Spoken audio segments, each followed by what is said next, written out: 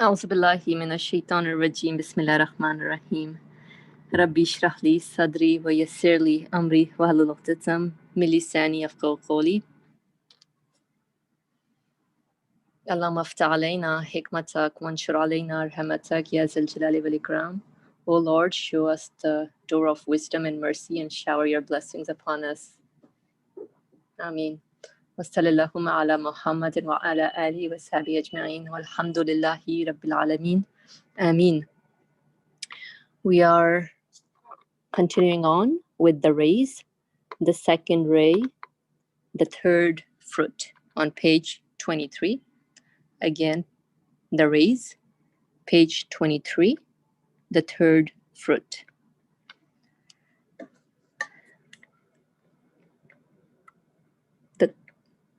The third fruit.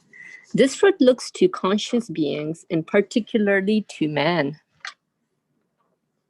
The mystery of divine unity. Through the mystery of divine unity. Among all creatures, man may attain to the highest perfections and become the most valuable fruit of the universe, the most perfect and refined of creatures, the most fortunate and happy of animate beings, and the addressee and friend of the world's creator. This fruit looks to conscious beings and particularly to man. Through the mystery of divine unity among all creatures, man may attain to the highest perfections and become the most valuable fruit of the universe, the most perfect and refined of creatures, the most perfect and refined of creatures, the most fortunate and happy of animate beings, and the addressee and friend of the world's creator. The addressee and friend of the world's creator. Indeed, all man's perfections and his lofty aims are tied to the affirmation of divine unity and find existence through its meaning. And find existence through its meaning. For if there were no unity, man would be the most unhappy of creatures, the lowest of beings, the most wretched of the animals, the most suffering and sorrowful of intelligent beings. For together with his infinite impotence, his innumerable enemies, his boundless want, and endless needs, he has been decked out with a great many faculties and senses, so that he feels innumerable sorts of pains and experiences, countless sorts of pleasures. For if there were no unity, man would be the most unhappy of creatures, the lowest of beings, the most wretched of the animals, the most suffering and sorrowful of intelligent beings. For together with his infinite impotence, his innumerable enemies, his boundless want, and endless needs, he has been decked out with a great many faculties and senses, so that he feels innumerable sorts of pains and experiences countless sorts of pleasures. He has such aims and desires that one who does not govern the whole universe at once cannot bring out those desires. One who does not govern the whole universe at once cannot bring out those desires.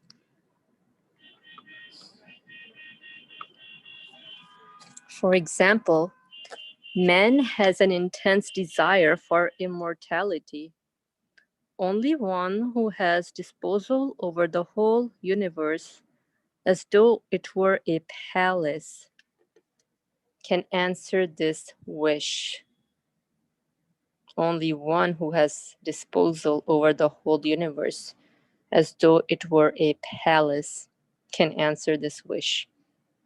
Who can close the door of this world and open that of the hereafter, like closing the door of one room and opening that of another. Man also has thousands of desires, both negative and positive, which, like the desire for immortality, spread throughout the world and stretch to eternity.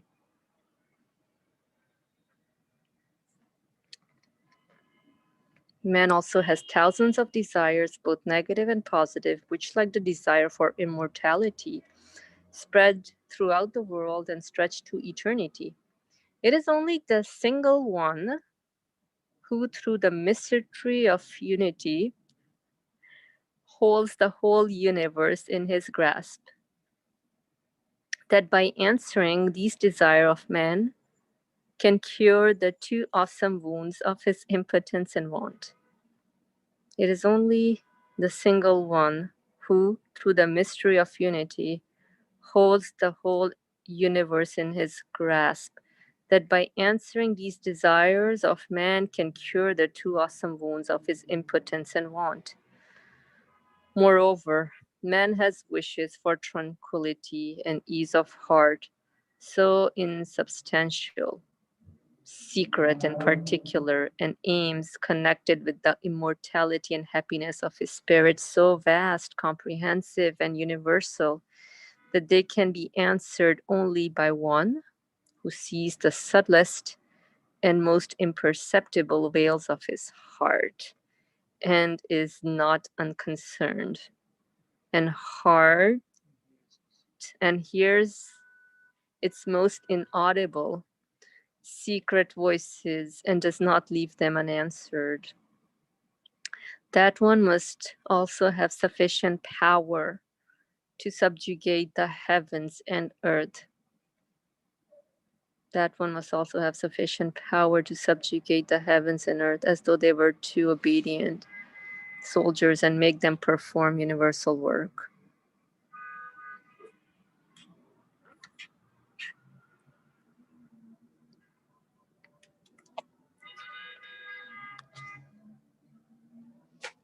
Also, through the mystery of unity, all man's members and senses gain a high value,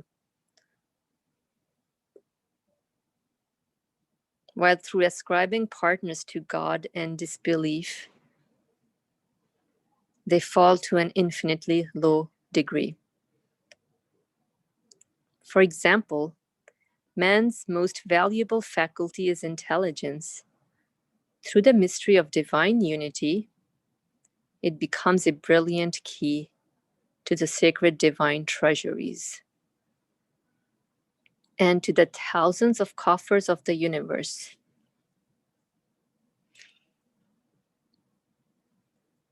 Whereas if it descends to associating partners with God and to unbelief, it becomes an inauspicious instrument of torture, which heaps up in man's head all the grievous pains of the past and awesome fears of the future. Also, for example, compassion, man's most gentle and agreeable characteristic. If the mystery of divine unity does not come to its assistance, it becomes a calamitous torment, which reduces man to the depths of misery. A heedless mother who imagines she has lost her only child for all eternity feels this searing pain to the full. Also, for example, love, man's sweetest, most pleasurable, and most precious emotion. If the mystery of divine unity assists it, it gives minuscule man the expanse and breadth of the universe and makes him a petted monarch of the animals. Whereas if I seek refuge with God, man descends to associating partners with God and unbelief because he will be separated for all eternity from all his innumerable beloveds as they continuously disappear in death. Love becomes a terrible calamity, constantly lacerating his wretched heart. Love becomes a terrible calamity, constantly lacerating his wretched heart. But vain amusements causing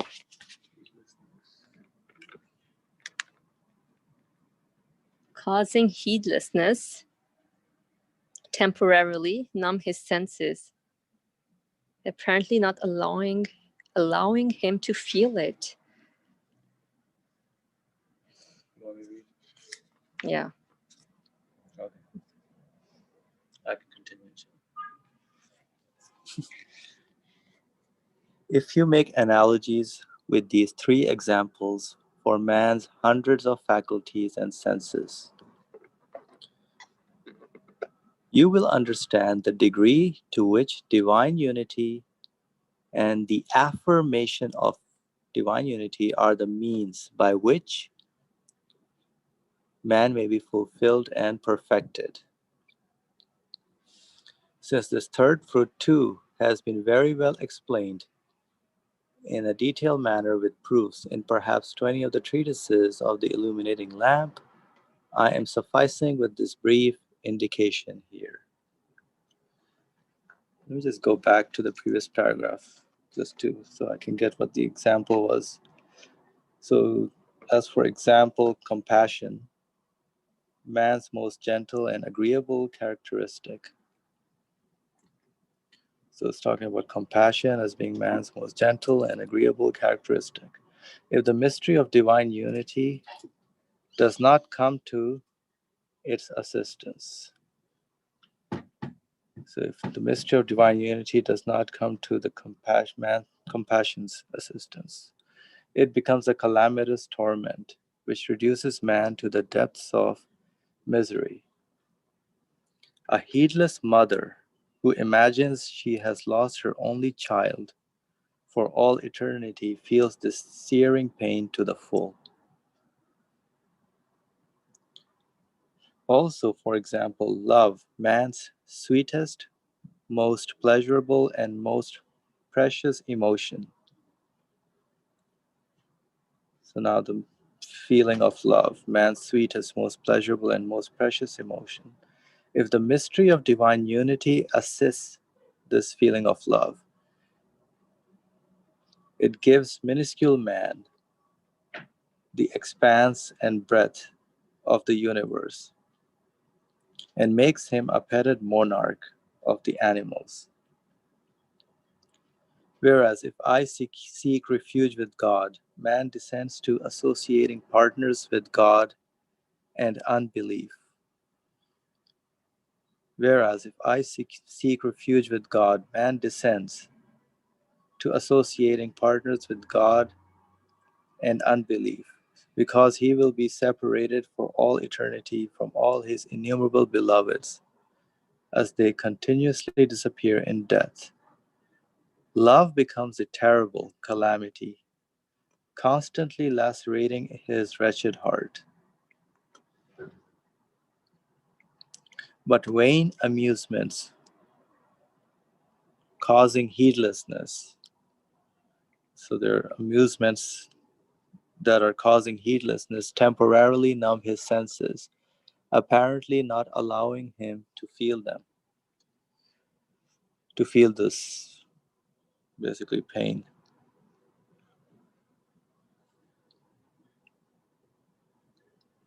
If you make analogies with these three examples for man's hundreds of faculties and senses, you will understand the degree to which divine unity and the affirmation of it are the means by which man may be fulfilled and perfected. Since this third fruit too has been very well explained in the detailed manner with proofs and perhaps his other works, 20 other treatises of the illuminating lamp, I am sufficing with this brief indication here. What impelled me to this fruit was the following feeling. At one time, I was on the top of a high mountain. Through a spiritual awakening powerful enough to dispel my heedlessness. Through a spiritual awakening powerful enough to dispel my heedlessness, death and the grave appeared to me in all their stark reality and transience and ephemerality, with all their painful representations. Like everyone's, my innate desire for immortality surged up and rebelled against death. My innate desire for immortality surged up and rebelled against death. The fellow feeling and compassion in my nature, too, revolted against the annihilation of the people of perfection. The famous prophets, the saints, and the purified ones, for whom I feel great love and attachment. It boiled up angrily against the grave. I looked in the six directions, seeking help, but I found no solace, no assistance.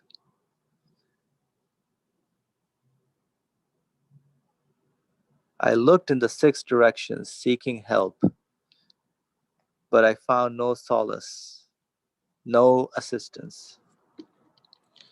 For looking to the past, I saw a vast graveyard, and to the future, darkness.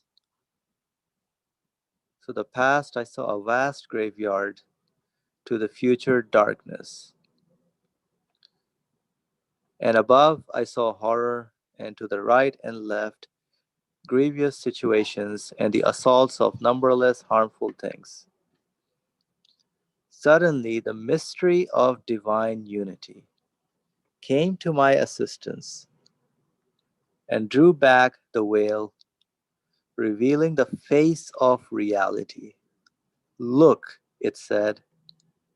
So, the mystery of divine unity said, first of all, I looked at the face of death, which I feared greatly.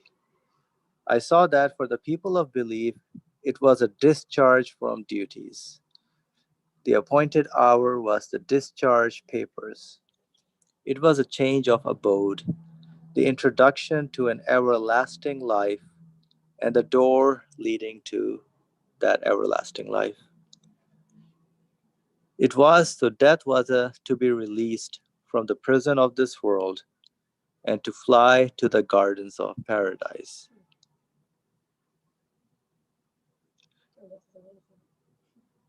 Death was the occasion one enters the presence of the most merciful in order to receive the wages for one's service. Death was a call to go to the realm of bliss. Understanding this with complete certainty, I began to love death. Wow. I looked then at transience and ephemerality, and I saw them to be a pleasurable renewal. Transience and ephemerality, I saw them to be a pleasurable renewal, like pictures on the cinema screen and bubbles on flowing water under the sun. So, transience is a reminder of renewal. Coming from the world of the unseen in order to refresh the exquisite manifestations of the most beautiful names. So, all these existence coming from the world of the unseen in order to refresh the exquisite manifestations of the most beautiful names. They were an excursion, a trip in the manifest world with certain duties to perform. They were a wise and purposeful manifestation of dominical beauty. They performed the function of mirrors to the eternal beauty of beings. This I knew with certainty.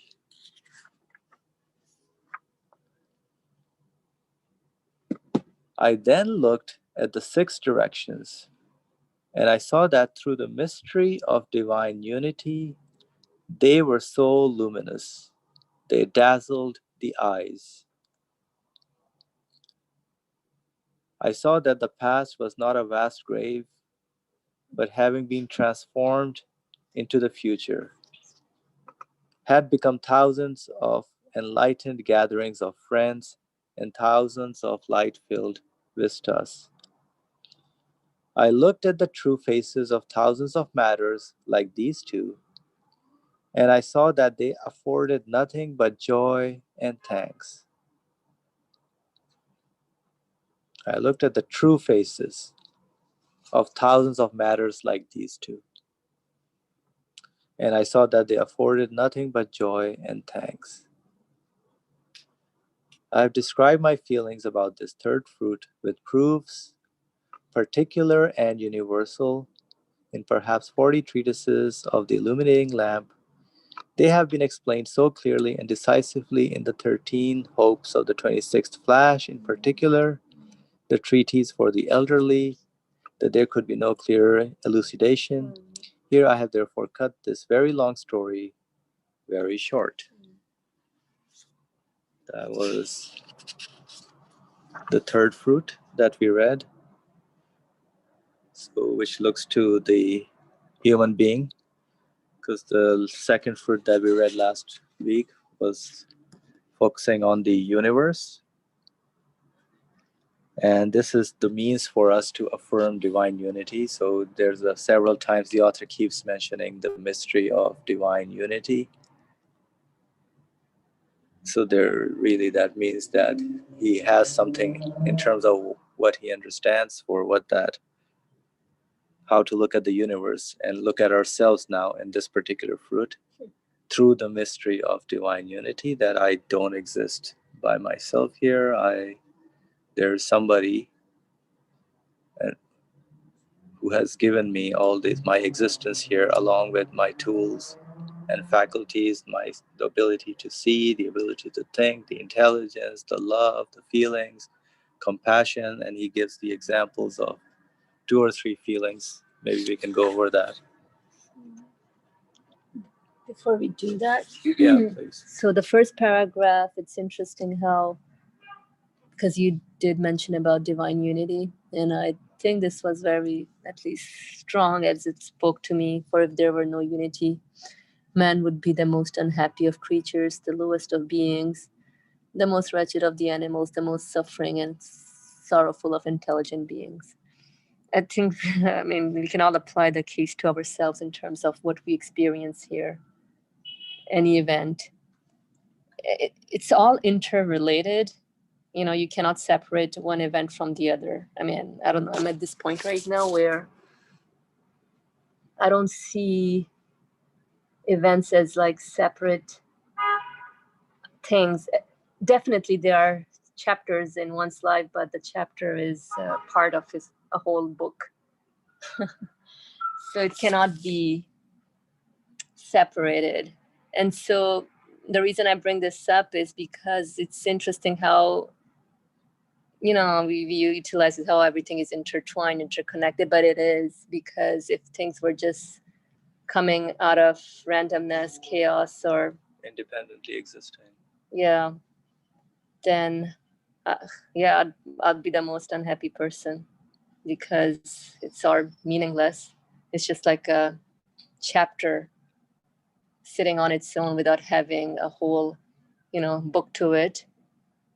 And then you can see the bigger picture, and a book has an author, and you know that the author must have brought this book into existence for a reason, and really it's for me to read it and um,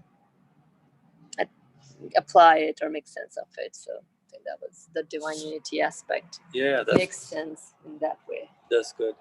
And maybe if we can highlight the sentence before that. That's how, when he says indeed. Yeah. So all of man's perfections and his lofty aims are tied to this affirmation, as you were saying, basically the part. If there is no unity that is present, then nothing. There's no perfection at all. Right? So all man's perfections and his lofty aims. So this feelings, the sense, the desires of the human being are just left basically with nothing. Yep. They're just, they're hanging, and nobody can address them. So all of man's perfections and his lofty aims are tied to the affirmation of divine unity and find existence through this its meaning, the meaning of what divine unity means. Sure. Yeah, it's somebody has their hand raised. Ali Murmur, go ahead, please. Having a live conversation, interactive. That's why I wanted to join. You were doing well, and I was happy to listen to. I think two words attracted my attention: the addressee and friend of the world's creator. Addressee and friend. So we are, as it is described here, we are the addressee and friend of the creator of the world. In order to understand this section of the whole book, the second ray altogether, we have to bear in mind always that I remind myself this: divine unity. What is divine unity? That's what we are trying to understand. What the divine unity is, and also, let's talk about this. What the divine unity is. Very simple. The absolute being who holds the entire universe, space and time-wise. Everything is under his control. He brought the universe into existence, and out of nothing of this universe. We have to be specified. Out of nothing? No, out of nothing of this universe. It means he gave existence to it. It is difficult to understand, to create, because we don't see, we don't observe anything of the kind of creating. A thing which is creating. That's why it is impossible for us to comprehend, to visualize what create is. What we do always in our practical life, we bring the things into existence. All the things have already existed in this world. Or out of the things we use here, and change their position into another by following the order again. No one brings anything into existence without using any already existing things, material. That's why, for example, the materialist people were very happy. They said, we cloned human beings or an animal. That time they started doing this on a ship, I think. Okay, bring into existence. You are using already existing material and following the order of the universe, benefiting from the order of the universe as long as it allows you to benefit. So we see no example of creating, bringing into existence, originating the existence of anything. So we have to always bear that divine unity. Divine unity means throughout this all the second race, we will use this expression. I wanted to emphasize on it for myself, to settle down on my mind and on my imagination. What am I imagining when I said, what am I encompassing within my vision when I say, what is the divine unity? I shouldn't turn it into a mystery. No, divine unity is the word represents the one who brought entire existence from the beginning to the end, from nothing of this universe. That is creation. So only when I attribute to things to him, everything makes it possible as far as my expectations are concerned. Now the second matter I wanted to share with you has attracted my attention.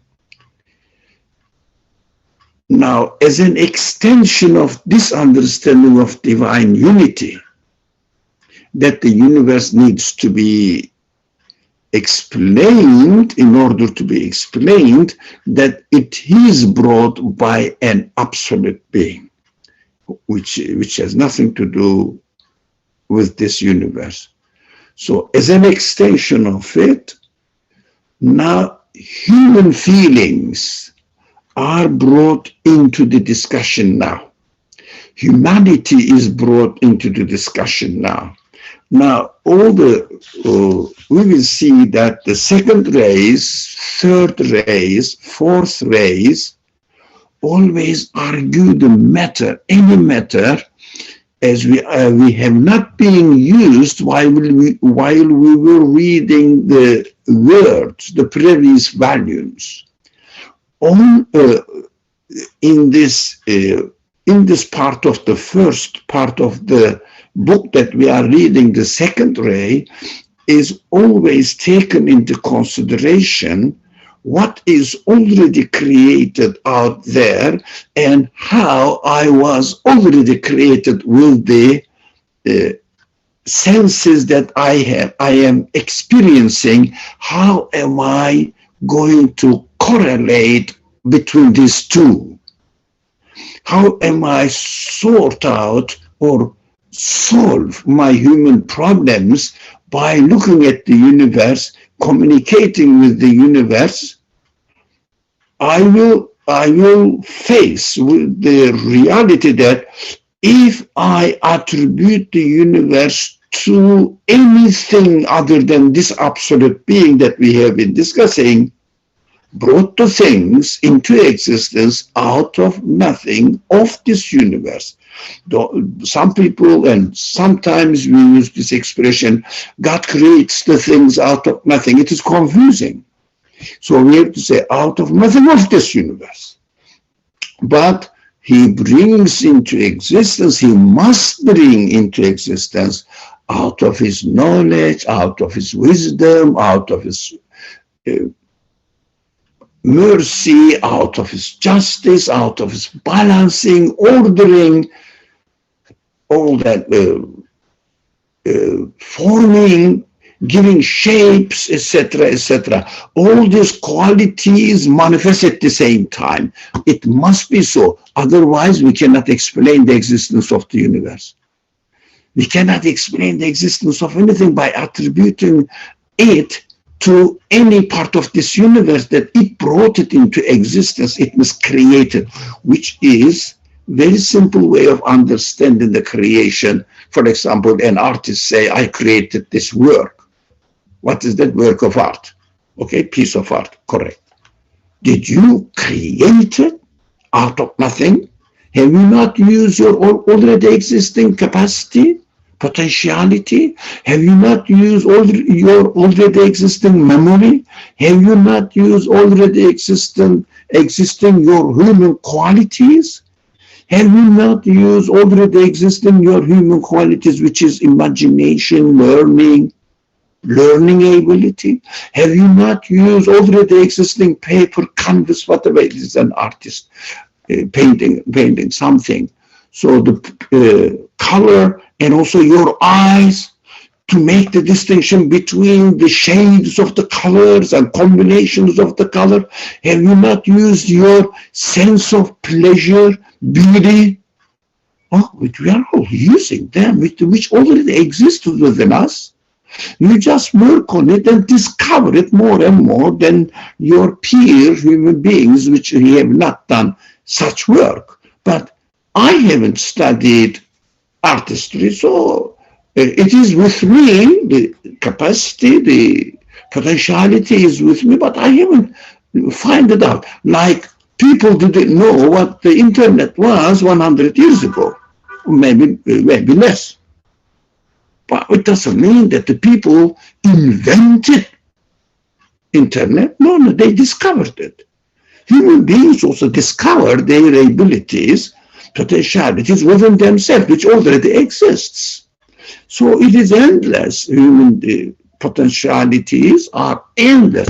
So now we are studying, we have to be, I'm sure you are aware of it, but I'm emphasizing for myself, we have to be aware that what the author is doing here is not repeating what he has been doing in the previous volumes of his writings. In the previous volumes of his writings, he was emphasizing on how can I believe that the universe is a creator and this creator has certain such and such qualities, etc. That is needed definitely. To start with, it was essential. They were all essential. Yeah. Now it is time. How am I going to do with my feelings?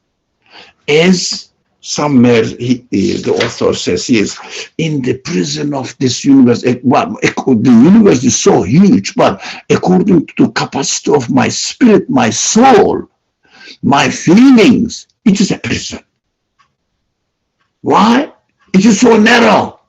It doesn't give way. It doesn't open up in front of me eternity, infinity. So I cannot go beyond. I cannot go beyond this, if you like, walls or borders of the universe.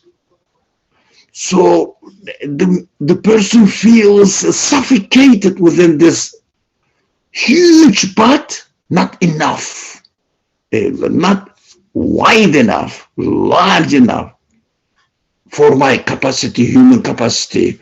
This struggle is really the way to understand that how human beings, human spirit, human soul is in need of an absolute, infinite point of support, point of hope, expectation, so that this source can satisfy me.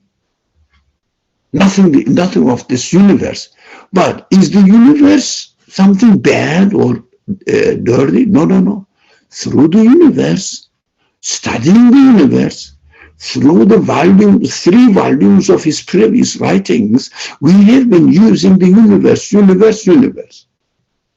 in order to understand that and to make sure that such an absolute being must of necessity exist. That is what is established so far. Now in the 4th book, okay, let us come to my own satisfaction as a human being. What shall I do within this universe?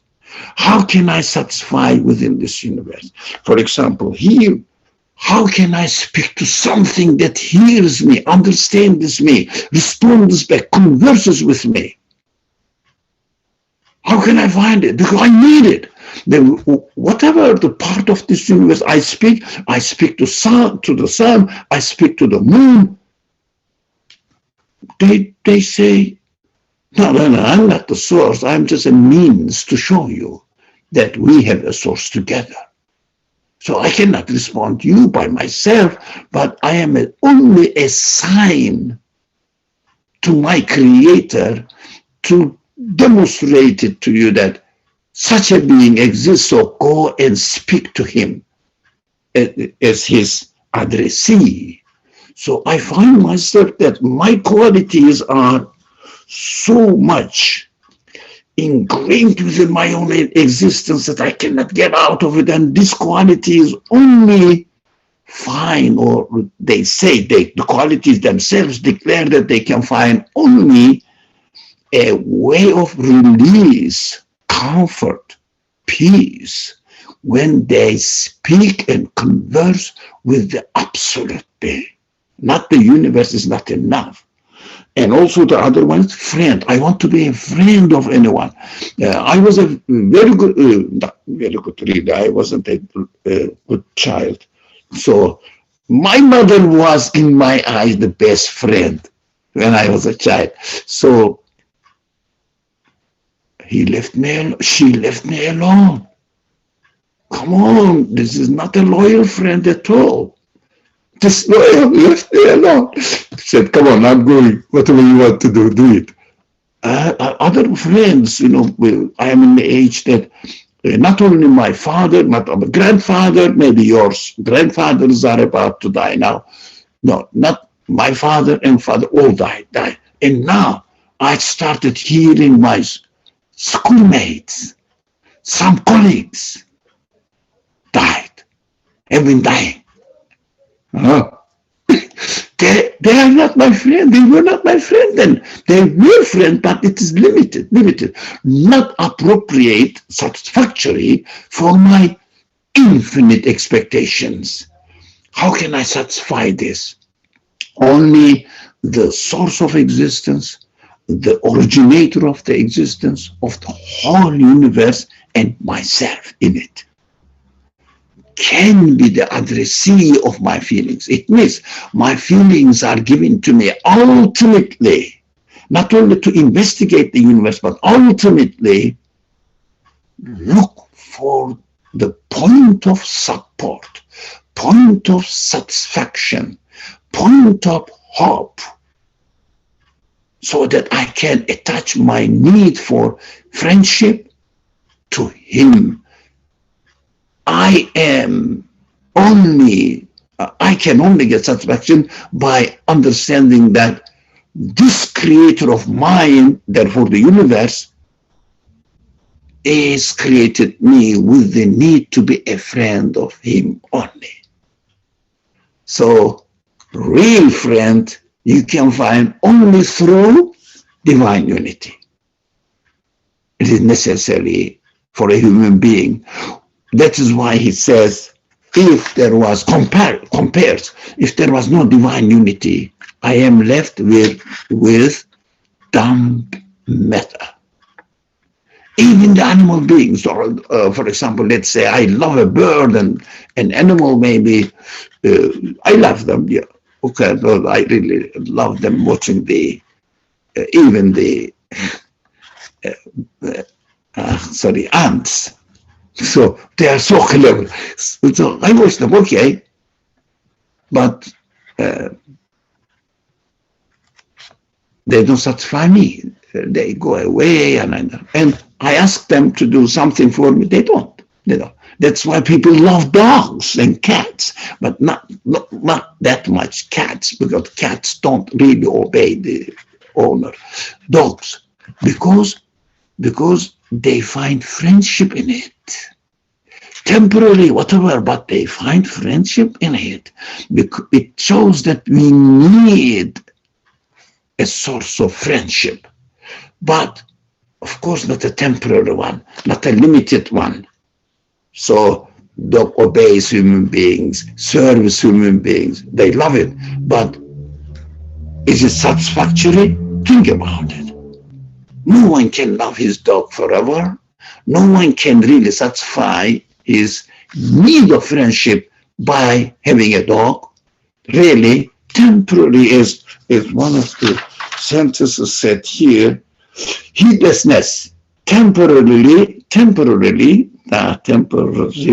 okay, my pronunciation is really bad. Temporarily numb his senses. Temporarily. So we can use it. But it doesn't mean that it is really the answer to my need. It's a temporary, really numbing my senses. Saying that I am this friend, the dog is my only friend, something like that. Yes, in this world, maybe so. Maybe so, really. So, because dogs are maybe more loyal than some human beings, so he may be right. Anyway, thank you very much. Thank you.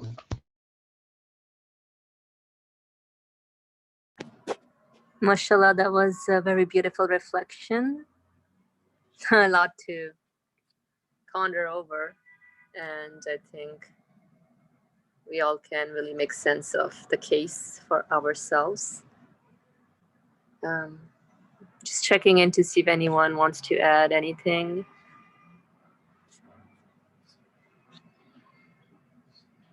Okay.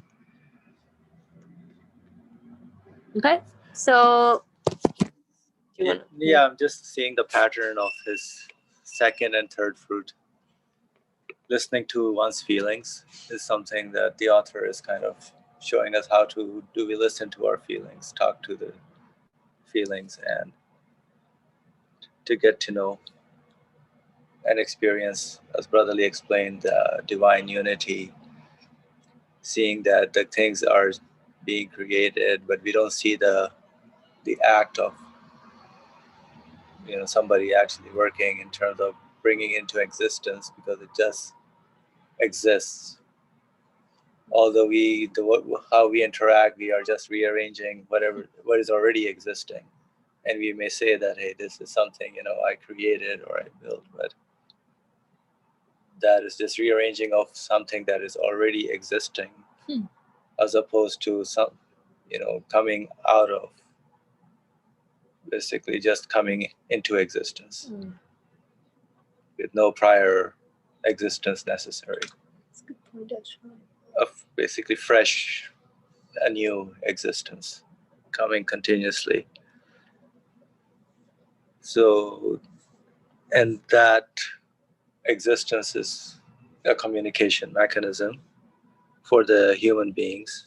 The feelings is also communicating with us as a human being. And that is when Brotherly highlighted the part of the being the addressee and friend of the world's creator. It's a pretty good friendship, which is of a creator versus the friendship of a dog or a cat or an ant. Just so a permanent friendship. Yeah, I wonder if our friends have something to say on that. Maybe that friendship aspect, a permanent friendship or the temporary friendship. So the temporary, I found that interesting how Brother Ali pointed out that temporary friendship Numb your senses. numbs the senses, is temporarily numbing the senses. So would anybody like to elaborate or share their comments on it? Their feelings, thoughts, feelings is what we're focusing on right now.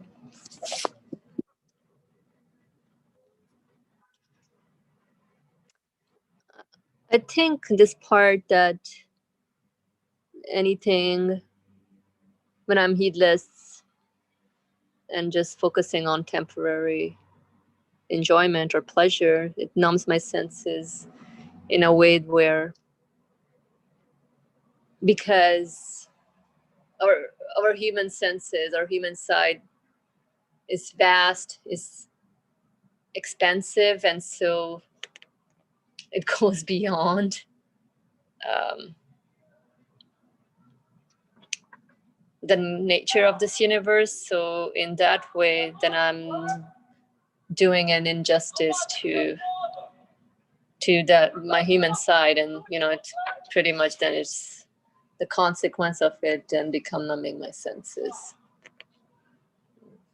That's how I could make sense of.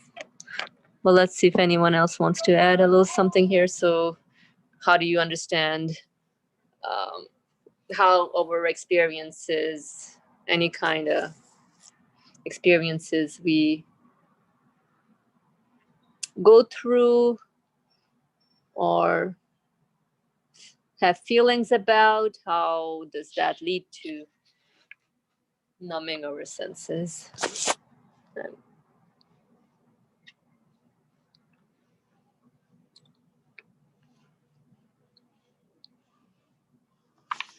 If not, we can continue maybe with if anything, on the first paragraph anybody wants to discuss. So in the verse that says, we have created highest of the high and then lowest of the low. Remember, so I feel that in this first paragraph, there's a contrast is being made if one recognizes the divine unity, seeing everything coming, and becomes the addressee and friend of the world's creator, then the feelings and the senses also gain their value and perfection. Otherwise, if the man becomes lowest of the low, the most wretched of the animals, the most suffering and sorrowful of all that intelligence is just tormented and goes away. For together with his infinite impotence, his innumerable enemies. So impotence, infinite, innumerable enemies, his boundless want, the feeling, senses, it's always looking for that eternal friendship, eternal satisfaction, eternal tranquility, sakina in Arabic. For to get endless one, he has been decked out with a great many faculties and senses. So there's a reason man has been decked out with so many faculties and senses, so that he feels either innumerable source of pains and experiences countless source of pleasures, or he feels the comfort and the satisfaction of being connected through the divine unity.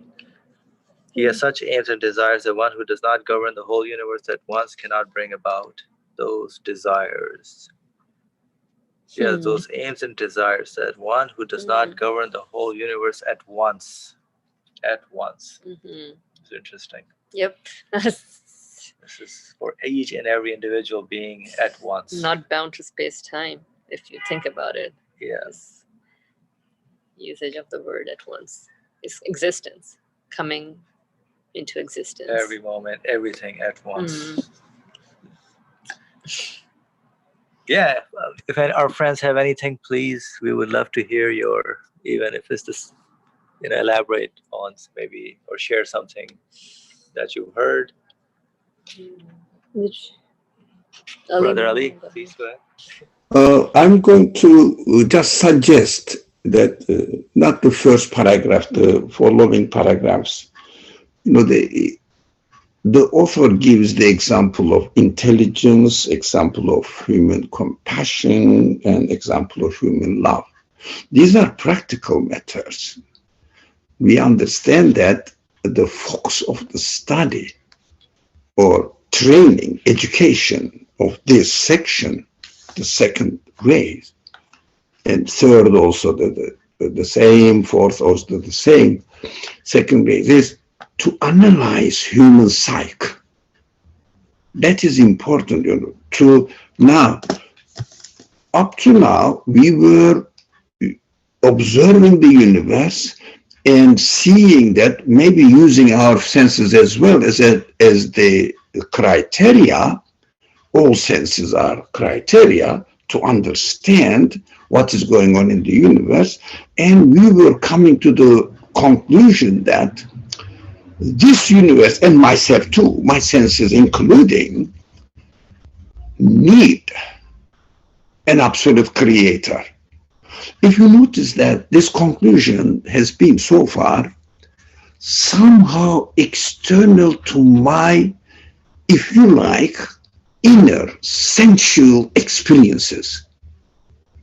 Now, external as a conclusion, as an intellectual conclusion, satisfaction for me, for my heart as well, because I am absolutely sure, and it really makes sense to me that this universe must have a creator with certain qualities, absolute qualities, but list the qualities even by studying the qualities manifested in the universe. So that was somehow external to me. I'm not saying totally external. It's not philosophizing the divine unity, but at the same time, comparatively comparing it to this study of the second ray and the previous chapters of the Risale, it was comparatively external. Now comes to the internalization of that belief. That's what the expression changes in the word the rays. Rather than using the expression believe in God. Now in the race, the expression changes into God consciousness or consciousness of belief. شعور إيماني, consciousness of belief. Now, what does it mean? Now, belief is going to be subjected to internal an education which will internalize that belief within ourselves now, rather than believing in a creator who created the universe somehow out there. I am convinced, yeah, my heart is comfortable, yeah, but how about my real life experience as far as the satisfaction of my senses? For example, in this text that we read today, three fundamental, most important and effective waiting for satisfaction, three senses: intelligence, in human compassion, and human love. Can we talk about them? For example, let's do an, if you like, practical study. Somebody, any of us, please go ahead and do a practical study. Do I have, start from here, do I have intelligence? How can I make satisfied? Do I have compassion? How can I satisfy this compassion? What is the nature of this compassion? I mean, capacity of this compassion. How do you explain it? Capacity of this compassion. So, how do you satisfy it? How is it possible to satisfy it? Make it practical example. That's what I am suggesting. Just, use yourself. That's it. You don't have to go to an encyclopedia or Google to learn something. Just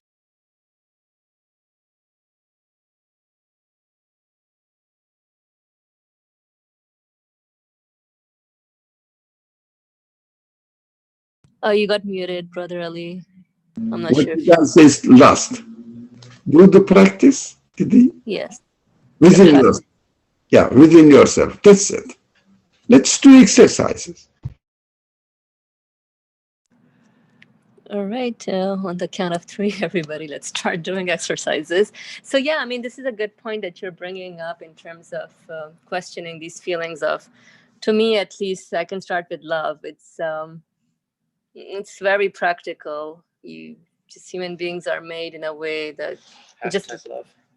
thank you. Yes, hashtag love. Exactly.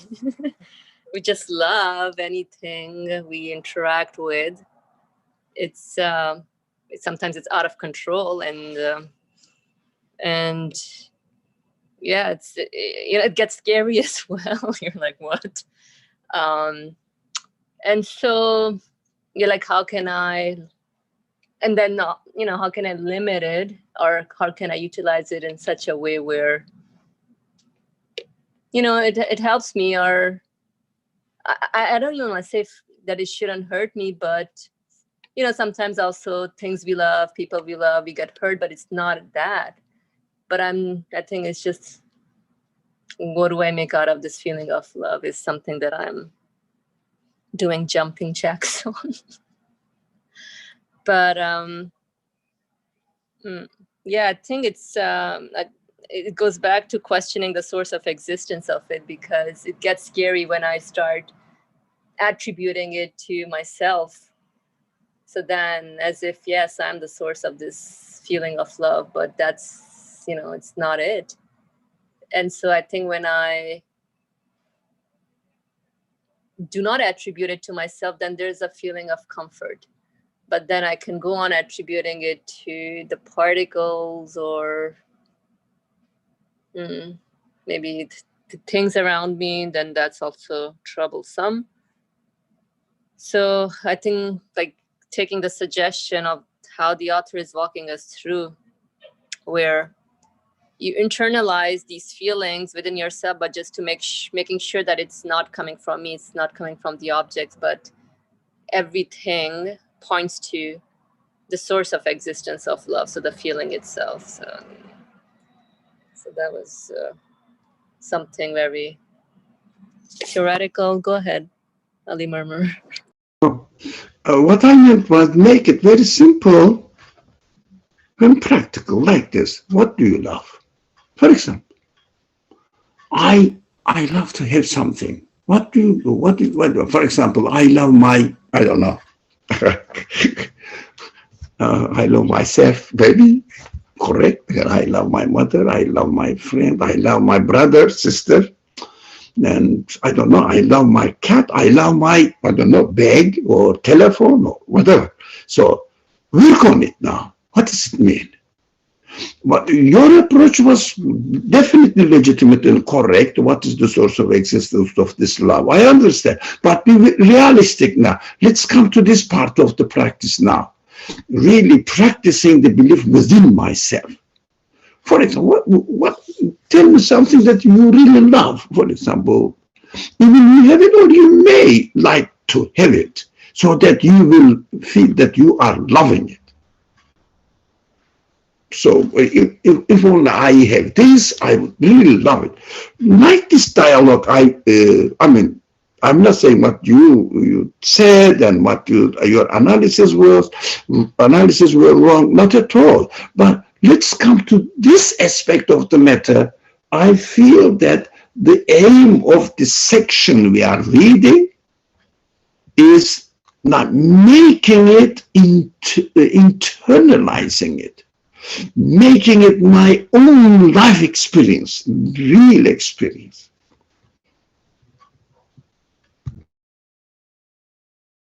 So does anyone want to have the interaction? I, I mean, we love different things at different ages, stages. I guess I'm not gonna start, but like right now, if I can think of somebody I love, it's I have a little baby nephew, and it's very adorable. So, everybody love to interact with little kids, little babies. They're so innocent. Like grown-ups, they don't talk back. And yeah, until a certain age, they kind of listen to you. But they're just manifest interesting qualities that are very appealing to human beings. So I think, yeah, this just questioning this feeling of love, right? Until they become teenager, you're like, whoa, what happened to that love? I thought you loved me, and I thought I loved you. So it was, it's interesting. So what the author is saying about love, let's see. What? So, for example, love, man's sweetest, most pleasurable, and most precious emotion. If the mystery of divine unity assists it gives minuscule man the expanse and breadth of the universe. Yeah, the author is calling us minuscule man, okay, and makes him a petted monarch of the animals. Whereas if I seek refuge with God, man descends to associating partners with God in unbelief because he will be separated for all eternity. Whereas if man descends to associating partners with God, so he seeks refuge from that. Right. So whereas if man descends to associating partners with God, God forbid, and unbelief, because he will be separated for all eternity from all his near beloveds, as they continuously disappear in death. So for that, with unbelief, the love becomes a terrible calamity because it's one thinks that all the beloveds are continuously disappearing via death, right? But and continues to hurt his heart, so always heartbroken by the separation of the things that the human being loves. So that's one view, and the other view is the one where love is the most sweet and pleasurable if it's tied to the absolute source. So if the mist and this divine unity, if that comes into play, says the divine unity assists this emotion of love, then the emotion of love becomes some like a gives this minuscule man the expanse and breadth of the universe.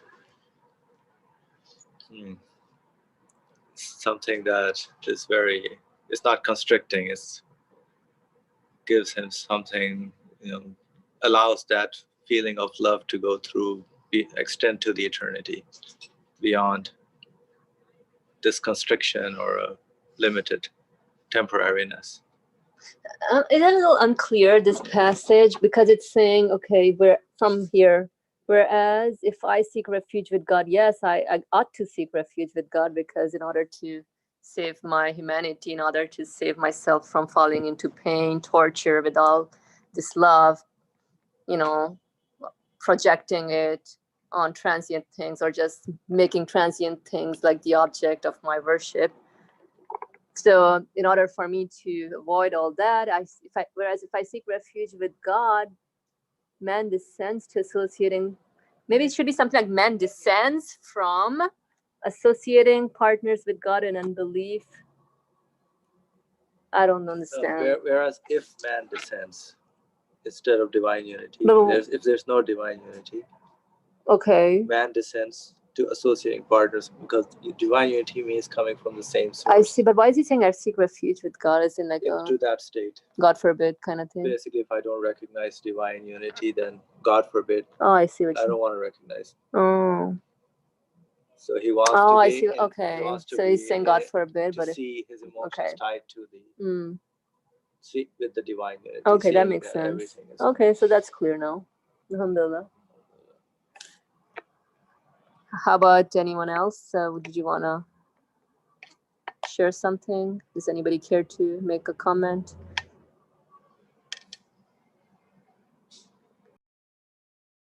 Ali Marmar, go ahead, please. Now, can I ask you a question? Is there anyone among us, something happened in his practical life that he said, oh, it shouldn't happen. Oh, come on. Although it has nothing to do with him or her. Can somebody share this feeling? Compassion?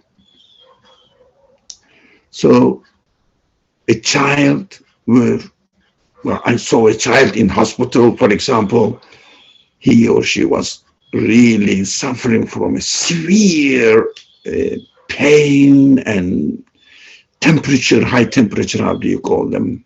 Trembling or something. For example, one of the prophet's daughter's son, his son or daughter, I don't know. I think the son, doesn't matter really, a child.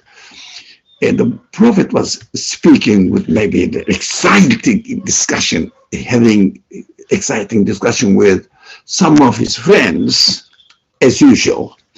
And a person came bringing news from his daughter, one of his daughters, and saying that your daughter such and such is asking you to come because her son is really in great pain. How do you say, fever, high fever, and also temperature, burning something inside the body. And the prophet said, oh, illness happens, let's go, continue. Didn't take much notice of it. Maybe later on, not at the moment, straight away. It may not be very, really severe, and I cannot do anything. I'm not a doctor anyways. Anyway, then the man said, okay, went back, and the daughter insisted and said that he must come, he must come. Now, anyway, this is another subject. We don't know whether the prophet's daughters were really believers or not. It doesn't matter, but at least they respected their father, because their father was somehow a holy man, regarded by the people, even they didn't themselves believe in. Maybe they believe it, but I don't know. It is not clear historically. So he said again, definitely must come. The prophet said, okay, because of compassion. He couldn't say no. Now, whoever it is went there. He saw the child really in great pain. What happened? The prophet started crying. This is real life experience. Look, the sense of compassion overtook him completely.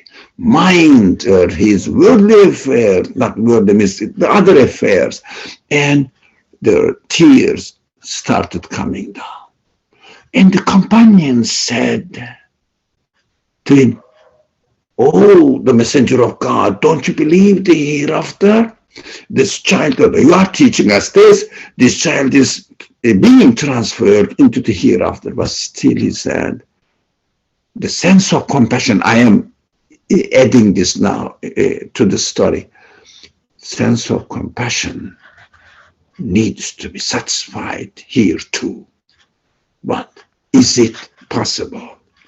This sense of compassion forced the prophet to cry. Although he wasn't in pain, it has nothing to do with him. He was okay. Everything is fine. We were fine with him. But the sense of compassion, of course, started acting. Now, the author says here, now this is the story, and the child died at the end, the history says. Anyways,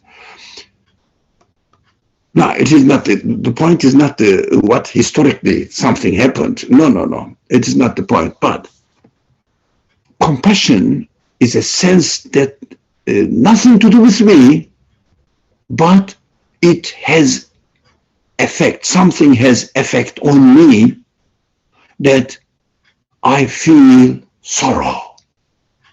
Outside of me, something happens. Oh, this is compassion. So how can I satisfy this sense of compassion? Everything is dying, coming, enjoying life, and dying. Think about it, and you cannot stop them. Two things that, two elements in human beings that we read, wounds of his, two wounds, awesome wounds, two awesome wounds of his, at the end of second paragraph, the end of second paragraph. Yeah. Two awesome wounds of his impotence and what? Yeah, you got it. Thank you. Two awesome wounds of his impotence and what? That is applicable to all senses, human senses. But now we are studying compassion. Now, I don't want anyone to suffer. I don't want any hospital here because people shouldn't need it. I don't want to go to hospital. I'm not going to hospital for pleasure, and the people are not coming there for pleasure. There is nothing to entertain yourself there. Just the smell of medicine, heavy smell of medicine. So people are complaining, lying on the beds, and some of them are really attached to some sort of machines without life supports. You just feel sorry, although you are fine, just sorry. How can I, this is my impotence. I cannot stop them from death, from dying, or the withering away. Well, all the beautiful things are in the season are going and leaving us alone, and the naked trees will remain with us, and most of the animals won't be around, and this joy of life won't be here. I cannot do anything at all, but I don't want them to go and perish away or suffer, if you like the word. I mean, is it suffering? Okay, disputable, but I'm saying being in pain. I don't want them being in pain, but I cannot do anything. Impotence. And also, I want them not to suffer, but I cannot fulfill anything. I cannot do anything. So what shall I do with this sense that this sense will reach satisfaction? Nothing can help me. Nothing can really add anything, any source of satisfaction to my impotence, and also my want, my desire is with me. I cannot get rid of it. It is with me. And it doesn't mean that because I believe in God that I am compassionate. No, compassionate, not at all. Atheists are compassionate. Everybody, Buddhists are compassionate. Everybody takes care of his baby, his child, or his beloved ones. No one can really live there, somebody who is in need of it, while he is able to help him. No, he really struggles. I had a friend who couldn't stand at looking at blood. There was something happened, and this person started shouting, saying that, "Come on, people! I cannot look at it." There was a person was in blood. "I cannot look at it. Please go and help this man. Go and help this man." But he couldn't do it. He wanted somebody else to do it. That is so strong desire within us that we cannot get rid of. It is one of its most essential needs. We want them not to suffer. We want anything, nothing should suffer.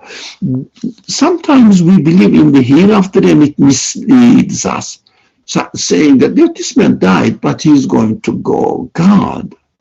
But that is why it is a release to believe in the divine unity. Think about it, there is no divine unity.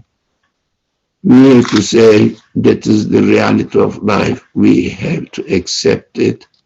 Is it the satisfaction? Satisfaction of this sense? What is the purpose of existence of this sense that since it is not going to be satisfied?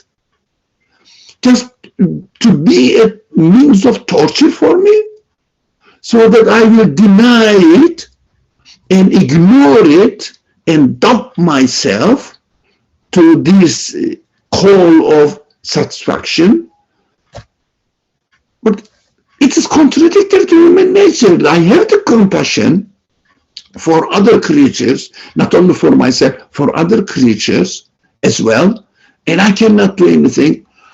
How can I soothe myself and make myself feel in peace that, yes, there must be someone who knows what he is doing, who is taking care of the need of these people, who is creating them, not just to show that how desperately we are in need of him. You cannot really satisfy yourself unless you attribute your existence to divine unity. Now we understood what divine unity is now, inshallah. So attribute yourself to divine unity, or attribute your need for satisfaction to divine unity. He will satisfy it. So that is the point of support for my whole existence, whole life. Otherwise, this sense is always with me and will remain unsatisfied.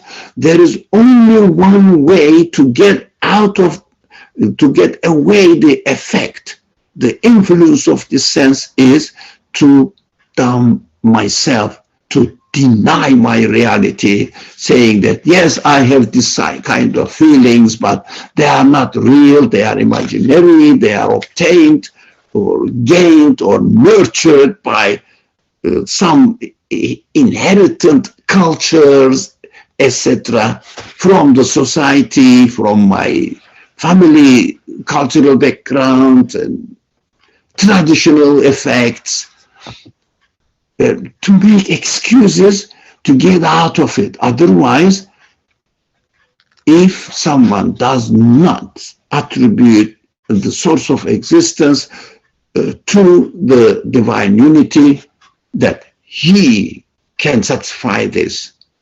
Satisfaction can come only from this divine unity. This person has to contradict himself.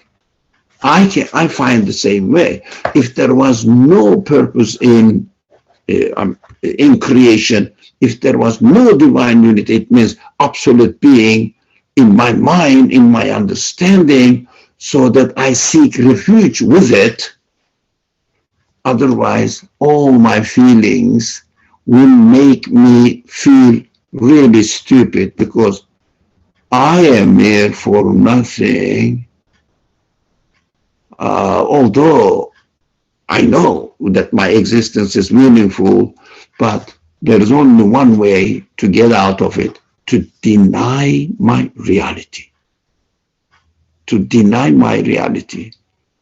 Otherwise, if I didn't really believe and I wasn't convinced that our existence, everything, this source of existence is an absolute being, divine unity, I don't know what I would do really. Maybe go and play, I don't know, gambling or casinos or doing all stupid things, drug, etc., or keeping myself busy with work. I would be maybe a workaholic. Why? To run away from my reality. That's the only solution I could see. I cannot imagine any other thing.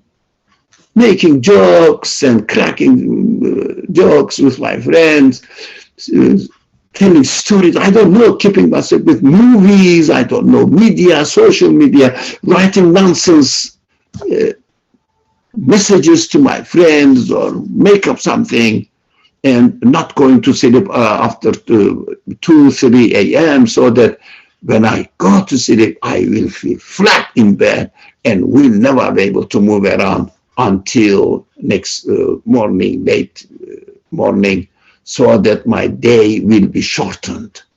But I try to find out something silly, actually, not human at all. Thank you.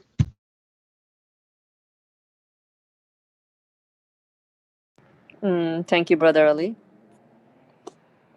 Interesting points. And yeah, I think we should all be utilizing all of our feelings and senses to really question the source of their existence, and then becoming the addressee and friend of the source of existence of these feelings. Anyone else wants to say something? If not, then we can end here for today, inshallah. Thank you all for joining in, coming, and being here. بسم الله الرحمن الرحيم سبحانك لا علم لنا إلا ما علمتنا إنك أنت العليم الحكيم. Glory be unto you. We have no knowledge save except that which you've taught us. Indeed, you are all knowledgeable, all wise. وآخر دعواهم أن الحمد لله رب العالمين بحرمة سر سورة الفاتحة. آمين.